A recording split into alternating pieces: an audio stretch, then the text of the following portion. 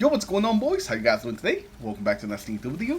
In today's video, we're going to be taking a look at a build for the GMs, but this time it's going to be for the Titans. I know I've been posting some for the Hunters, but it's about time we give the Titans some love. There's a classic Titan build that I'm surprised I never actually made a video on, but it's updated for the current season with the current mods. So if you guys want to one-shot some champions and get some GMs done quickly and easily, then this is going to be the build for you. Now the things that are must-haves for this build are really just one thing, the exotic armor, the Peregrine Greaves. This is the only thing that you're gonna need, and something that's nice to have, but would help the build out quite a bit, is gonna be the Heart Shadow, the exotic sword. If you have both of them, that's amazing. If you only have the boots, the build will still work. You're just gonna have to be a little bit more careful. So let's get into it, and first of all, let's actually start by looking at the weapons. So this is gonna be our main weapon right here, the Heart Shadow, and we're using the Heart Shadow mostly for its exotic perk. Whenever we do a heavy attack, it turns us invisible, and we also shoot some void projectiles. That's really it. That's all we're using it for. We're using it for that invisibility.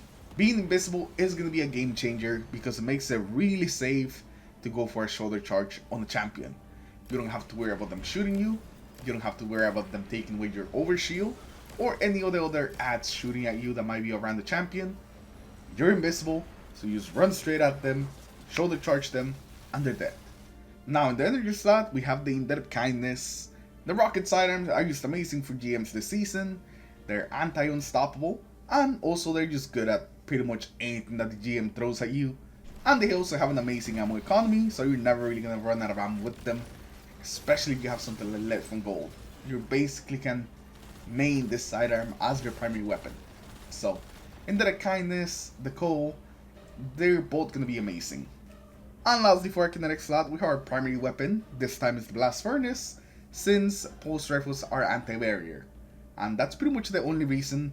I just really like the Blast Furnace, but you can go with pretty much any pulse rifle, and that'll be okay. I really like the Blast Furnace, since it has kinetic tremors. Kinetic tremors are gonna be great in the GM, because it's pretty much proc them with any champion any of the time. Now for our super, we're actually going to be on the Void class, so this is not a prismatic build, and you can use any of the Void supers, whether it's Twilight Arsenal, the Ward of Dawn, the Sentinel Shield, any of them work, so whichever is your favorite, go with that one. Next up for our abilities, first of all, we have the Rally Barricade. We want the Rally Barricade because there's a shorter cooldown, and that's really the main reason we want this, just for that shorter cooldown. Next up, we have the Shield Bash. The Shield Bash is basically the main thing that you want from here. Without the Shield Bash, this whole thing falls apart. It doesn't even work. So we need the Shield Bash. We Shield Bash something, and it disappears. Pretty much anything in the game. And lastly, for that grenade, we have the Suppressor Grenade. This is going to stun Overload champions, and also any other ads that it affects, they won't be able to fight back when they're suppressed. So the Suppressor Grenade is actually pretty good. Now for the aspects, we're going to have Bastion and Offensive Bulwark. Bastion is going to give us a quick and easy way to get an overshield. Whenever we place down our barricade, we get an overshield. That's also why we went with the smaller barricade, so we can spam it a lot more and get that overshield a lot more with Bastion. Now Offensive Bulwark is going to do a couple of things. Whenever we have the overshield, our grenades are going to recharge faster. And we also have increased melee range and damage while we have an overshield. And that is the reason why we have Offensive Bulwark mostly, for that increased damage with an overshield. Every time that you want to go in for a shoulder charge, you want to make sure that you have an overshield so you can get even more damage on top of your boots. That's also why we're running Bastion. So we always have an easy way to get those overshields. So you place down your overshield, you go invisible, you rush at a champion, and then they disappear. It is a beautiful thing. Also, the extra grenade region on top of it is also going to be pretty good. It's a nice little bonus. And now let's take a look at some of these fragments running. So for the first fragment, we have Echo of Persistence. Void buffs applied to you, so invisibility, overshield, and devour have increased duration. This is like the fragment that you need to have. The extra overshield time, the extra invisibility time are both going to be amazing for this build. You definitely want Persistence. Next up, we have Echo of Exchange. Melee Final Blows will give us some grenade energy. This is just so we can spam our grenade a little more. After that, we have Echo of Obscurity. Whenever we do a finisher, we go invisible afterwards. This is pretty much our backup plan. Whenever something doesn't die, but they are in finishing range, we're gonna finish them, go invisible, and then get back to a safe area. And lastly, we have Echo Vigilance. Defeating a target while our shields are depleted will give us a temporary overshield. This is going to be always good on Void. It gives you a bit of extra survivability, and it pairs up very well with what we're trying to do.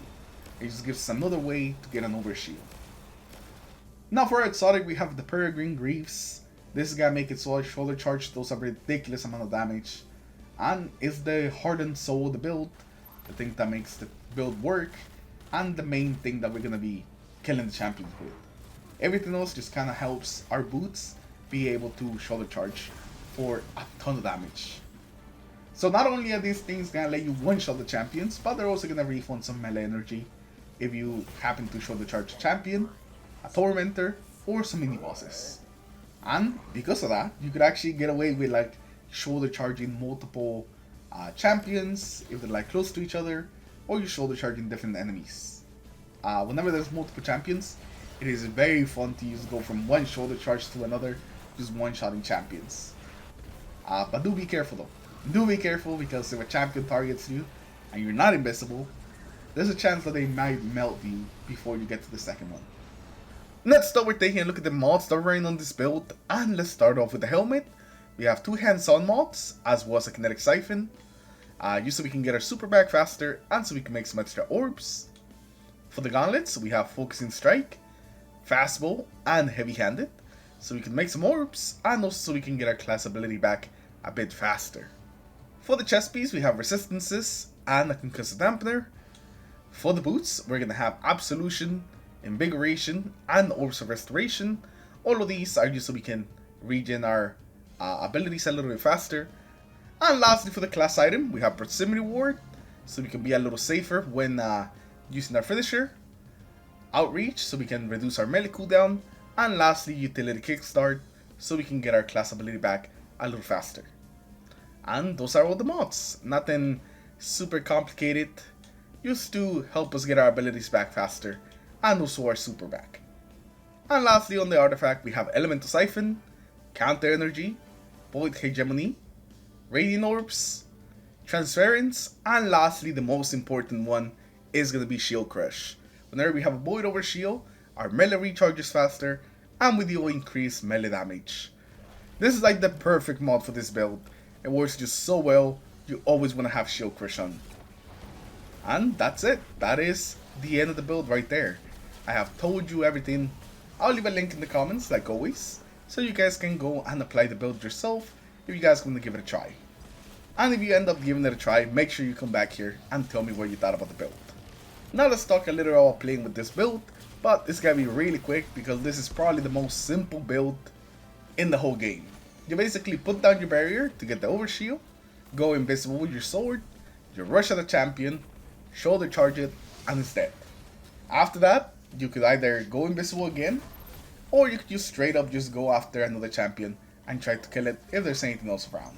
I would say if you run into a barrier colossus, you should definitely go invisible, because those guys can melt you if they like turn their sights or their attention back at you. They will melt you really quickly, so it's just better to go invisible with them. But you're gonna have a lot of ammo with your sword. We're really just gonna be using it for invisibility. This build can actually work very well with the LFG, especially with the invisibility. The invisibility gives you a little bit more survivability in case your teammates take a little longer to break a barrier champion, or maybe they're not stunning an unstoppable. Although with the unstoppables, I would just recommend that you stun them yourself. Like stunning them and then going in with the shoulder charge is just gonna be better. Because a lot of times the teammates just won't stop the unstoppable, so it's just better that you do it yourself. But hopefully you guys enjoyed the build. Appreciate everyone for stopping by. Thank you all for all the support you guys been giving me, and I'll see you guys in the next video. Peace.